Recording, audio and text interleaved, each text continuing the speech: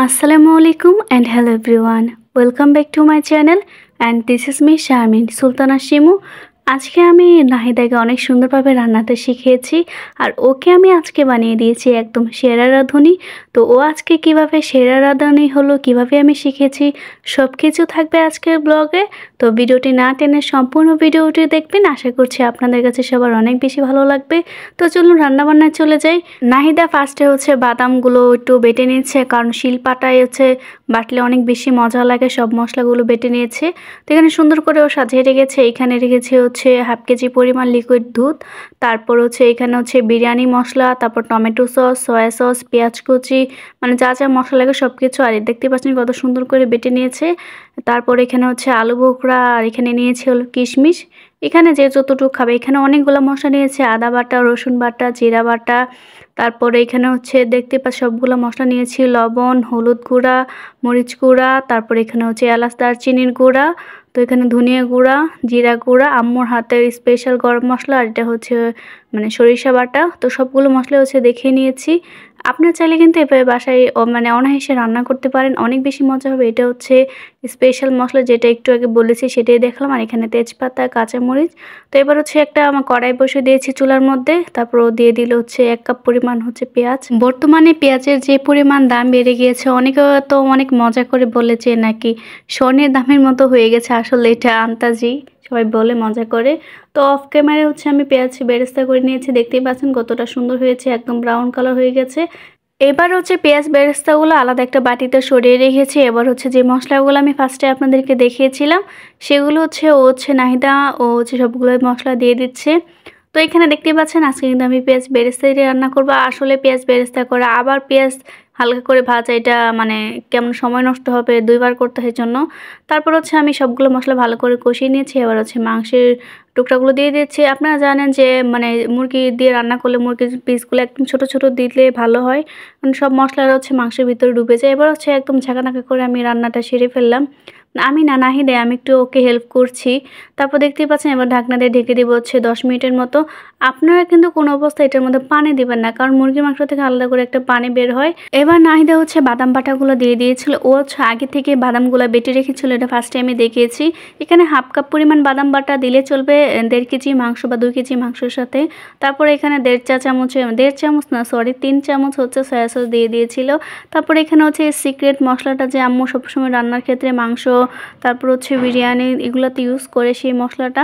এবার টমেটো সসটা দিয়ে দিবে। এখানে টমেটো সস মানে এখানে হাফ কাপের মতো ব্যবহার করেছে। মানে ও একটু একটু করে পরিমাণ করতে দিতে যাচ্ছে, আর দেখেন চামচের মানে একটু বেশি হয়ে পড়েই যাচ্ছে। তো এখানে হাফ কাপের মতোই দিয়েছে সে। এবার দেখতেই পাচ্ছেন আমরা একটু 2-3 মিনিট পর আবার চলে এলাম। তো তেজপাতা দিতে আমি একদমই ভুলে গেছি। আপনারা চাল ভাজার সময় কিংবা মানে পেঁয়াজটা ভাজার সময় দিলে হবে, এটা কোনো ব্যাপার না। তারপর একটু নাড়াচাড়া করে এটার মধ্যে দিয়ে দিব বিরিয়ানি মশলা। তো এখানে 1 প্যাকেট বিরিয়ানি মশলা দিয়েছি। 1 কেজি চালের জন্য একটা বিরিয়ানি মশলা এনাফ, আর বেশি দিতে যাবে না, তাহলে কিন্তু স্মেলটা বাজে হয়ে যাবে। তারপর 2 থেকে 3 মিনিট আবার রান্না করলাম। মানে এরকম 2 থেকে 3 মিনিট একটু রান্না করবেন, একটু করে নাড়াচাড়া করবেন। যখন দেখবেন যে 90% সিদ্ধ হয়ে যাবে, তখন নামিয়ে ফেলুন। একবারে সিদ্ধ করতে যাবে না, তাহলে চালের সাথে এটা আর একটু ভয়েল হবে। তারপর দেখবেন যে একদম নরম হয়ে গেছে। তারপর একটা বড় একটা হাঁড়ির মধ্যে দিয়ে দিলে সয়াবিন তেল। তো এখানে চালগুলো আগে থেকে ধুয়ে ঝেড়ে রেখেছিল। এবার নাইদা ভালো করে চালগুলো ভেজে নিয়েছে, কারণ বিরিয়ানি রান্নার সময় যত চালগুলো ভেজে নেবেন দেখবেন যে বিরিয়ানিটা ততটাই ঝরঝরে হবে। আরেকটা সিক্রেট আমি বলে দিচ্ছি, অবশ্যই কিন্তু গরম পানি দিয়ে রান্না করবেন, তাহলে দেখবেন চালগুলো একদম ঝরঝরে হবে, বিরিয়ানিটা দেখতে সুন্দর লাগবে, খেতেও অনেক বেশি ভালো লাগবে। তো এবার ভালো করে একটু নাড়াচাড়া করে, আর পরিমাণ মতো পানি। এখানে 1 কেজি চালের সাথে 2 কেজি পানি। আপনারা যতটুকু চাল দেবেন তার দ্বিগুণ পানিটা দেবেন, তাহলে দেখবেন আপনাদের মানে চালটা একদম ঝরঝর হবে, একদম নরম হয়ে যাবে না। আর যদি আপনারা দুধ দিতে চান, তাহলে কিন্তু পানির সাথে দুধের পরিমাণটা অ্যাডজাস্ট করে নিতে হবে, কারণ এখানে 1 কেজি চালের সাথে যদি আপনি 1.5 কেজি পানি নেন, তাহলে হাফ কেজি দুধ দিতে পারবেন, কোনো প্রবলেম নাই। এরপর একটু ভালো করে নাড়াচাড়া করে নিয়েছে। এটার মধ্যে অ্যাড করা টেস্টিং সল্ট। মানে বিরিয়ানির মধ্যে যদি টেস্টিং সল্টটা দেন, দেখবেন যে মানে খাবারটা মুখে দিলে যে এরকম মানে একদম মিশে যায়। তো টেস্টিং সল্টটা ব্যবহার করলে আপনাদের জন্য টেস্টটা ভালো হবে। তো নাই এটা এখানে 4 চা চামচের মতো টেস্টিং সল্ট দিয়ে দিল। এবার একটু ভালো করে নাড়াচাড়া করে ঢেকে দিয়েছিল। তারপর পানি দেওয়ার পরই তখন হাই হিটে 5 মিনিটের মতো রান্না করবেন। তারপর নামিয়ে ফেলেছে। তারপর হচ্ছে দেখতেই পাচ্ছেন এবার এটার মধ্যে দিয়ে দিল হচ্ছে কেওড়া জল। তো এখানে হচ্ছে 3-4 চামচের মতো হচ্ছে কেওড়া জল দিয়েছে, মানে এটা হচ্ছে বোতল দিয়ে ঢেলে দিয়ে দিয়েছে।